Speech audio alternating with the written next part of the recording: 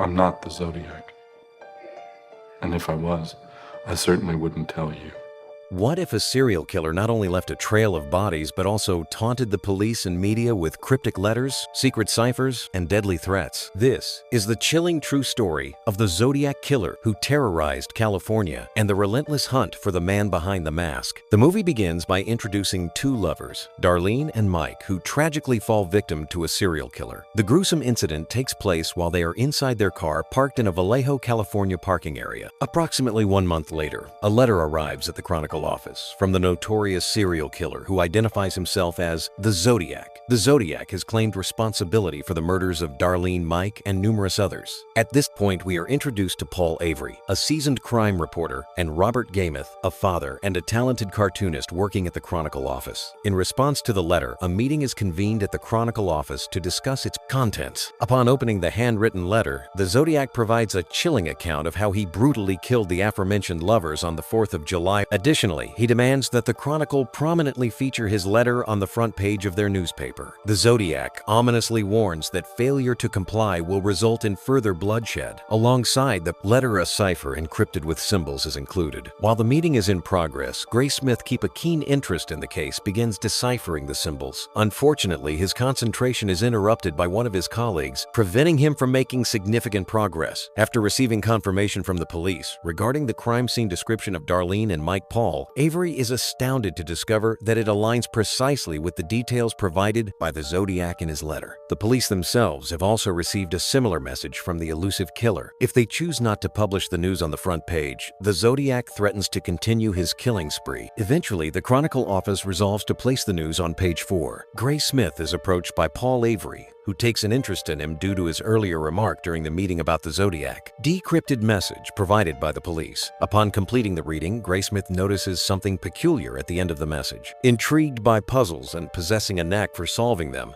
he embarks on deciphering the hidden meaning and uncovers the phrase "dangerous animal." All Avery captivated by this revelation. Driver was shot from behind the front door of the cab. This peculiar detail leaves Toschi and Armstrong pondering the killer's motives, as he could have easily retrieved whatever he wanted from the blank bay driver's pockets through the back seat. 3 days later, a new letter arrives at the Chronicle office from the Zodiac. This time, it is not merely a letter, but a torn piece of cloth stained with blood. Concerned, the Chronicle office contacts the authorities to examine the blood. The cloth is identified as belonging to the slain cab driver, indicating that the Zodiac had opened the front seat door to extract a sample. In addition to the torn cloth, the Zodiac includes a chilling message in the letter, warning both the office and the police that he intends to target a bus full of children in the near future. Gameth and Paul Avery take it upon themselves to delve into the case outside of official police channels. While Toschi and Armstrong continue their own investigation, both teams begin connecting the dots and analyzing the evidence. 4 locations stand out as the sites where the Zodiac claimed the lives of 4 individuals: Solano, Vallejo, Beressa, and San Francisco. It becomes apparent that the Zodiac consistently targeted women but often failed to kill their male. Toschi receives a phone call from Armstrong regarding a man who claims to be the Zodiac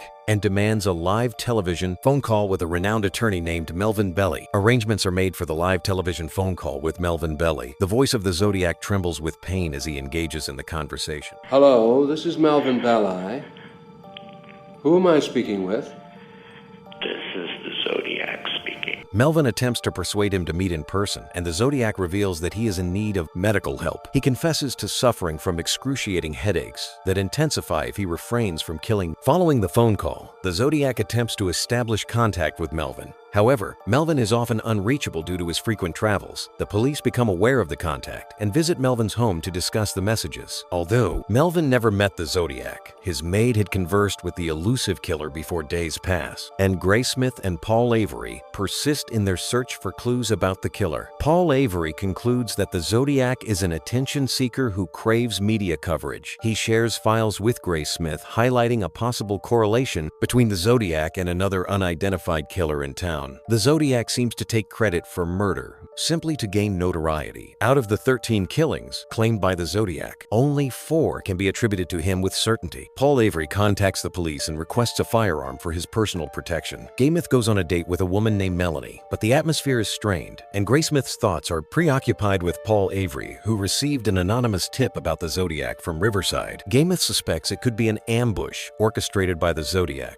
and abruptly ends the date to call Paul Avery from a phone booth. Obtained the unsolved case of the first murder committed by the Zodiac in Riverside County in 1966 became a focal point of attention. Following the news, numerous individuals flocked to the San Francisco Police Department, eager to provide information about the Zodiac's identity. 8 months later, a man gives information about the Zodiac archer Lee Allen, the man who is claimed to be the Zodiac by the witness. One day, Lee Allen was drinking Coors. During the conversation, he started talking about hunting people similar to a book. When asked how he would get away with it, Allen said that there wouldn't be any real motive to the crime. He also threw in something about writing letters to the police. The witness recounting the conversation didn't think much of the name Zodiac and expressed his opinion to Allen back at that time. This upset Allen, who insisted that he had thought about it for a long time, and that's the name he intended to use. He appeared to be frustrated about losing his job at the school and even discussed shooting out the tires of a school bus and targeting the children. The witness decided to avoid Allen after that and hasn't seen him since. In addition, Allen was known to be interested in skin, diving, and had been to Lake Beressa multiple times. Arthur denies any involvement with the Zodiac and claims he doesn't recall having any conversation about the Zodiac prior to the first murder. He mentions having briefly followed the Zodiac case when it was first in the papers, but lost interest due to its morbid nature. Arthur informs the interrogator that he had spoken to another officer from Vallejo after the murder at the lake, but he can't remember the officer's name. He provides an alibi, stating that he went skydiving alone at Salt Point that weekend, but met a couple there whose names he has written down at home. Arthur also mentions that his neighbor, Bill White, saw him when he came home around 4 o'clock, but Bill passed away shortly after. He denies being ambidextrous and refutes any statements about killing school children, claiming it is a horrible thing to say. During the interrogation, Arthur's watch catches Tosk's attention, and Arthur mentions it was a Christmas gift from his mother. Arthur concludes by expressing his willingness to help in any way possible and remarks that he looks forward to a future where police officers are not derogatorily referred to as pigs. After finding some clues about the Zodiac, Toski and Armstrong go to Alan Lee's brother so he can analyze the handwriting of Alan Lee. During the conversation, his brother expressed his belief that Alan is the Zodiac, prompting the officer to assure them that they were investigating. They discussed the possibility of searching the brother's apartment without a warrant,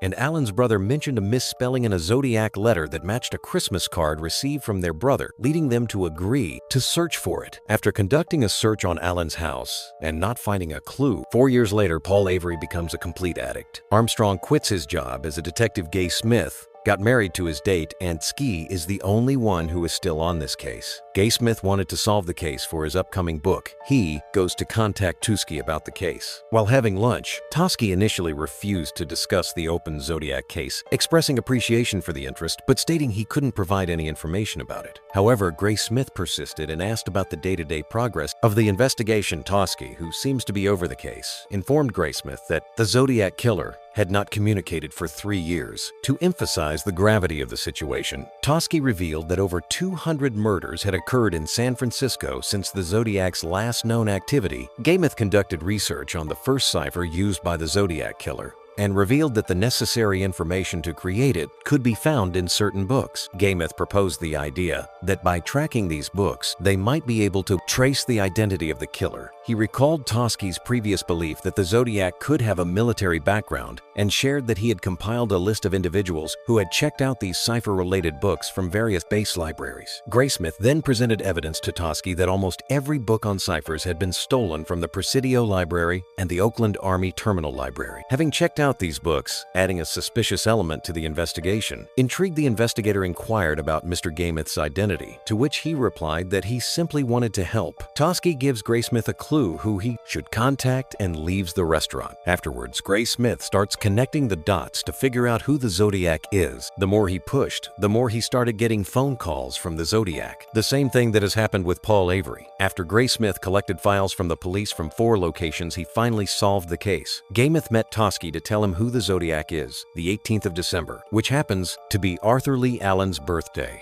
It sets the eerie coincidence that it is both Alan's birthday and a day known for the Zodiac Killer's activities. Gaymouth then turns to Alan's connection to Darlene. A victim linked to the Zodiac Killer Toski reveals that this information is documented in the Vallejo files, suggesting a potential link between Alan and Darlene, who was reportedly afraid of someone who was at her paint party before she got killed by the Zodiac. One crucial piece of evidence mentioned by Graysmith is the disqualification of Alan's handwriting by Sherwood, who is a handwriting expert. This statement implies that the handwriting samples provided by Alan did not match the handwriting found on the Zodiac Killer's letters. This outcome contributed to the lack of conclusive evidence against Music Alan. Intense investigation. Conflicting opinions emerged regarding the handwriting analysis of the suspect. Sherwood Morrill and his protege Terry Pascoe, both renowned experts in the field. Terry Pascoe, his protege, and a respected handwriting expert himself, asserted that disqualifying the suspect solely based on handwriting would be unjustified, declaring,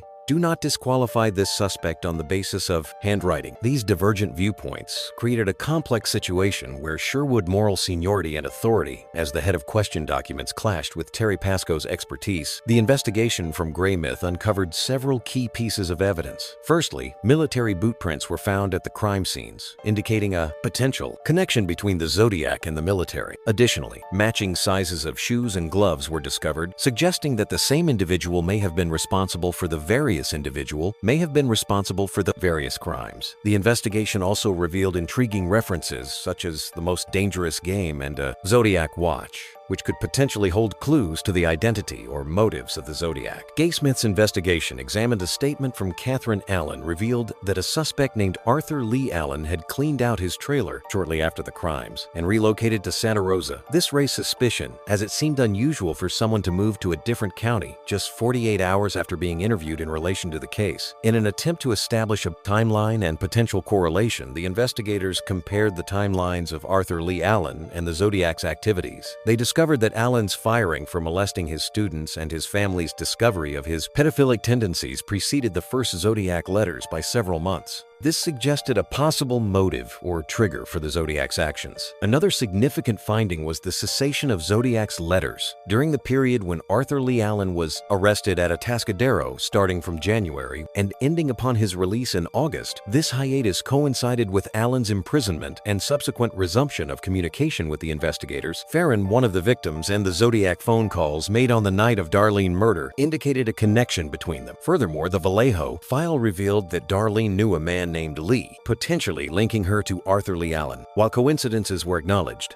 Gareth Smith sought concrete evidence to solidify this connection. Darlene Farron worked at the Vallejo House of Pancakes, located just 50 yards away from Arthur Lee Allen's residence on Fresno Street. Graysmith and Toski acknowledged the challenge of proving conclusively that Arthur Lee Allen was the Zodiac Killer. The absence of definitive proof did not discount the possibility, urging them to continue their pursuit of justice. 8 years later, in 1991, Mike Mayhew, the survivor who had survived an attempted murder by the Zodiac, met with the police. The purpose of the meeting was for Mike to identify the killer from a slideshow of photographs. After carefully examining the images, Mike pointed his finger at Arthur Lee Allen as the Zodiac. Despite decades of investigation, coded messages, and countless suspects, the Zodiac Killer's identity remains officially unconfirmed. Was Arthur Lee Allen truly the monster behind the killings?